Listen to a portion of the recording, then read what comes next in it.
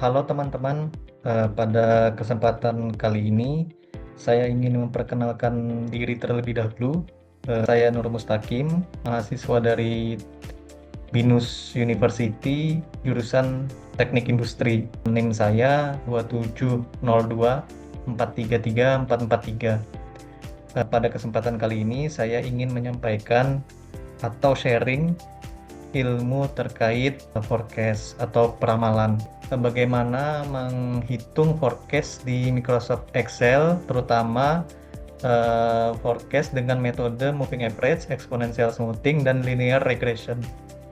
Tujuan dari pembelajaran ini yaitu pertama yaitu memahami apa itu forecast dan mengapa kita melakukan forecast atau perhitungan forecast. Kemudian yang kedua, kita dan mendapatkan gambaran baru berdasarkan perhitungan forecast yang kita lakukan menggunakan cara yang sederhana dengan studi kasus dari kehidupan sehari-hari. Kemudian yang ketiga, kita mendapatkan benefit dan impact selama mengimplementasikan perhitungan forecast untuk kebutuhan di masa mendatang.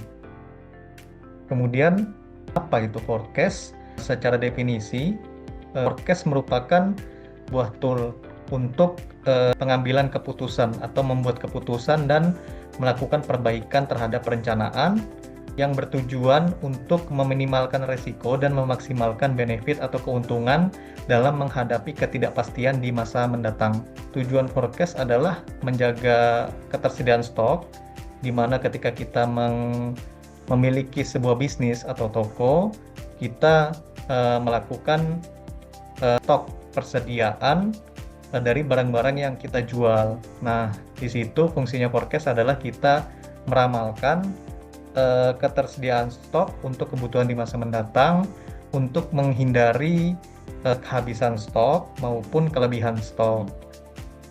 Kemudian, apa kita harus melakukan forecast dengan 3 metode ini? Jika kita menginginkan stabilitas, maka kita bisa menggunakan moving average. Kemudian untuk respon yang adaptif itu kita bisa menggunakan exponential smoothing. Kemudian untuk mendapatkan tren data yang lebih jelas, kita bisa menggunakan linear regression.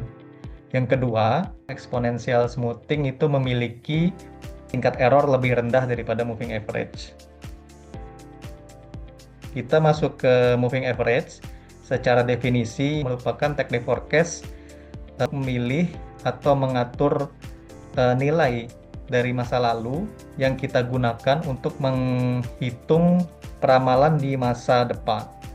Secara formula, X itu merupakan nilai forecast yang ingin kita hitung sama dengan X1 sampai XT plus 1 dibagi T, di mana X1, X2, X3, XT plus 1 merupakan nilai aktual dari periode sebelumnya. Kemudian T merupakan jumlah periode atau waktu yang kita gunakan untuk moving average. Lanjut, kita masuk ke simulasi Excel. Di sini saya sudah menyiapkan data-data terkait forecast yang akan kita simulasikan, di mana perusahaan XYZ itu memiliki data penjualan telur dari bulan Januari sampai bulan Desember 2005 sebesar sekian. Nah, kita menggunakan metode MA secara 3 bulanan, maka kita bisa memasukkan formulanya menggunakan formula average, kemudian kita tarik datanya dari Januari sampai Maret 2025. Kita sudah dapat nilai forecast di bulan Maret 2025 sebesar 626. Kita tarik sampai bulan Desember, hasilnya sekian. Kemudian kita menghitung tingkat akurasi dari perhitungan forecast yang kita lakukan menggunakan parameter MAD, MSE, dan MAP, di mana kepanjangan dari masing-masing yaitu MAD merupakan mean absolute deviation, MSE merupakan mean square error, dan MAP merupakan mean absolute percentage error. Nah, untuk formulanya sendiri, MAD ya kita menghitung error dari nilai forecast yang kita lakukan terhadap nilai aktual di bulan tersebut. Jadi kita menggunakan nilai absolut, jadi tidak mempertimbangkan hasil positif maupun negatif. Maka kita ambil nilai absolut, kemudian kita kurangkan nilai aktual penjualan dikurang dengan hasil forecast yang kita lakukan. Nah, di sini kita langsung tarik saja ke bawah. Kita dapatkan MAD sebesar sekian. Kemudian mean square error kita kuadratkan nilai error yang di MAD tadi dengan rumus sama seperti MAD, hanya saja ini dikuadratkan. Jadi memberikan pembobotan lebih besar untuk nilai deviasi yang lebih besar. Sementara MAP sendiri kita menghitung deviasi atau error dari forecast yang kita lakukan namun dalam bentuk percentage. Rumusnya sama seperti menghitung MAD, cuman kita ganti dalam bentuk percentage, kita bandingkan dengan nilai aktualnya. Hasilnya 0,02. Kita tarik ke bawah. Sini didapatkan sekian. Nah, hasilnya adalah MAP-nya 6,80%. Semakin kecil nilai dari MAD, MSE, dan MAP ini, maka perhitungan forecast yang kita lakukan itu semakin akurat. Kemudian kita lanjut ke slide.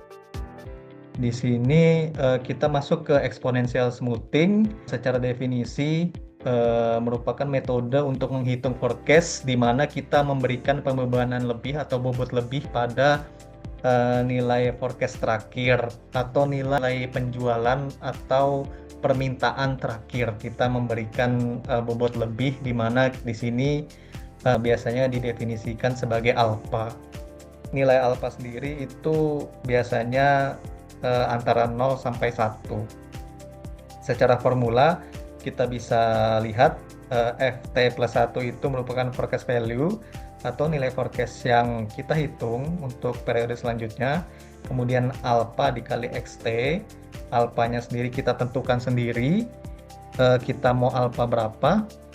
Kemudian XT adalah nilai permintaan aktual dari periode terakhir.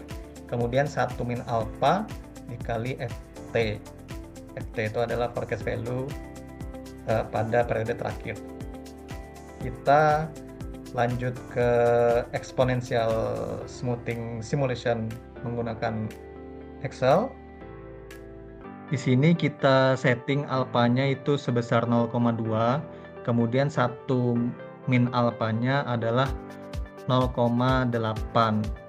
Secara perhitungan kita menghitung forecast di bulan Februari, maka kita menggunakan nilai aktual penjualan di bulan Januari sebagai dasarnya. Kemudian untuk bulan Maretnya, perhitungan yang bulan Maret, kita menggunakan formula alpha dikali penjualan pada periode terakhir, kemudian ditambah 1 min alphanya dikali dengan nilai forecast terakhir, yaitu nilai forecast pada bulan Februari.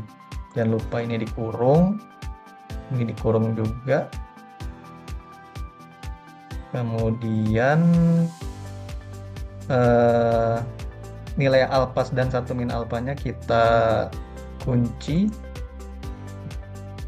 ya. Kemudian kita tarik ke bawah. Lalu kita hitung MAD, MSE, dan MAP-nya sama seperti di metode moving average. Hasilnya sekian. Nah, secara nilai itu didapatkan sekian. Ingat aturan kita di awal bahwasanya untuk mengukur akurasi forecast yang kita lakukan, kita merujuk pada nilai MAD, MSE, dan MAP. Semakin kecil nilai MAD, MSE, dan MAP tersebut, maka perhitungan forecast yang kita lakukan semakin akurat. Kemudian kita masuk ke metode linear regression, di mana pendekatan ini menggunakan asumsi data historikal mengikuti tren pertumbuhan yang linear, ikuti garis waktunya.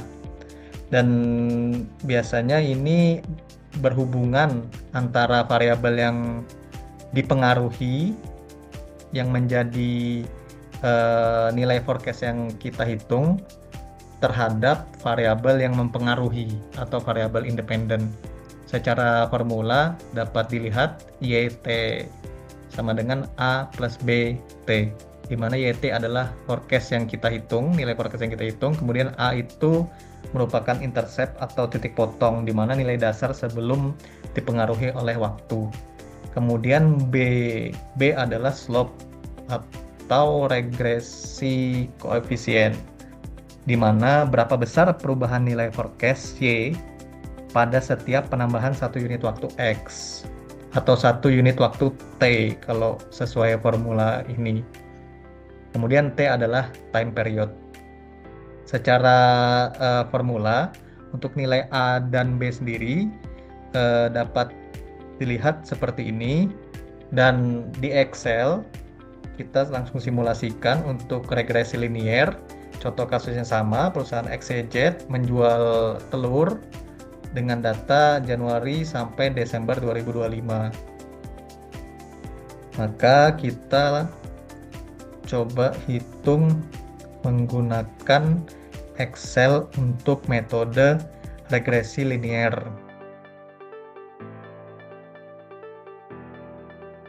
Kita masukkan ulang nilai Y, kemudian kita masukkan nilai X. Kemudian untuk intercept, kita panggil formula intercept di Excel, kemudian kita masukkan nilai Y, dan kita masukkan nilai X. Nah, didapat nilai slope dan intercept-nya, atau secara rumus tadi adalah nilai A dan B-nya sekian. Kemudian kita masukkan ke perhitungan forecast. Di sini tadi rumusnya kan forecast yang akan kita hitung atau Y sama dengan A ditambah B dikali X. Maka A-nya kita pakai intercept, kemudian ditambah dalam kurung nilai slope dikali dengan X.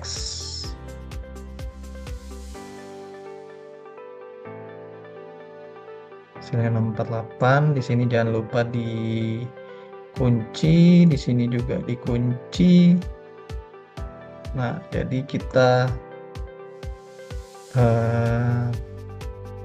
selama waktu X yang berubah, maka nilai forecast-nya juga akan berubah. Nah, di sini didapat sudah hasilnya. Secara perhitungan Excel, kita bisa lihat dari data yang kita lakukan perhitungan, nilai MAP-nya yang paling rendah yaitu metode moving average. Nah, untuk kasus ini, perhitungan forecast yang lebih akurat